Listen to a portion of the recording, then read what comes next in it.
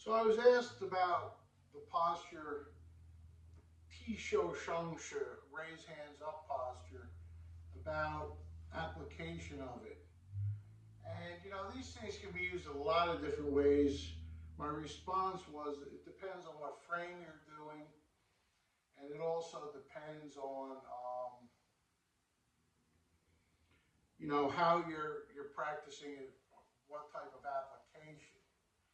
So in terms of frames, you have some practitioners will do it where you're in like a single whip and you turn like this and you come into raise hands up posture, which looks curiously like play guitar.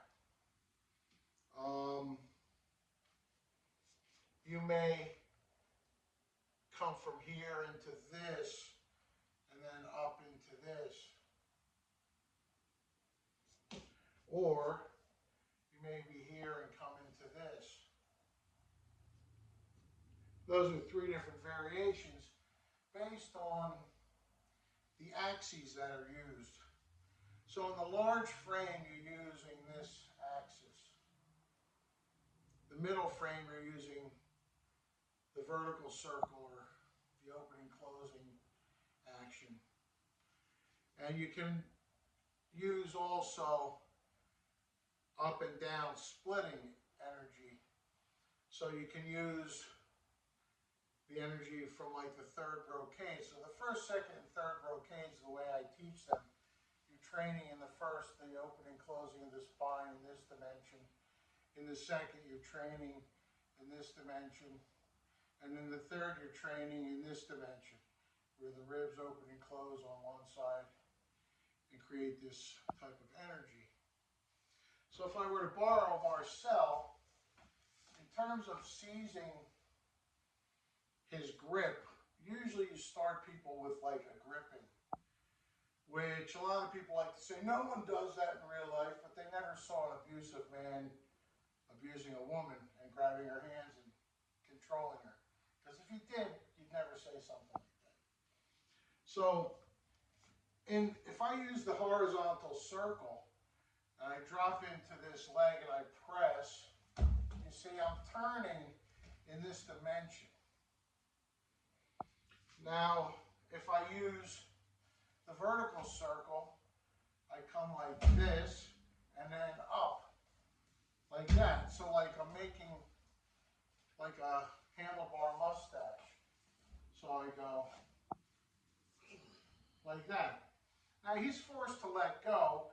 If he holds my wrist lightly so you don't injure yourself and just follow, and I come like this, he goes to stand up and I follow him back up. Hold the wrist lightly.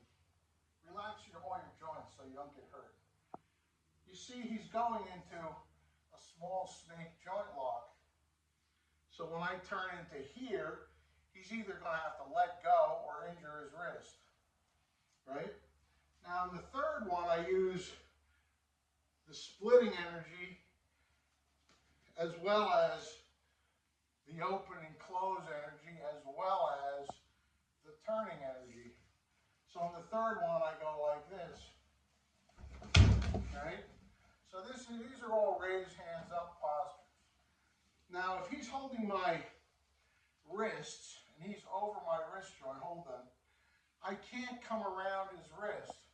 So instead I gather my fingers and go up into him that way.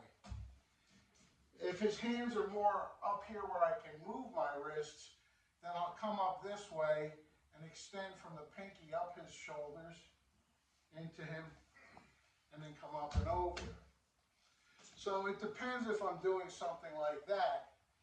If he punches, I might come like this and then pass to here and then pull in the shoulder strike, elbow strike, split.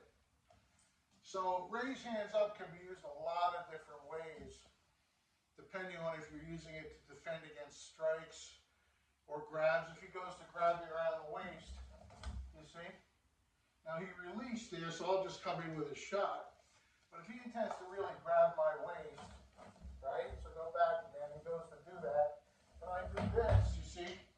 Don't fall into me, like control yourself. Comes in to grab, and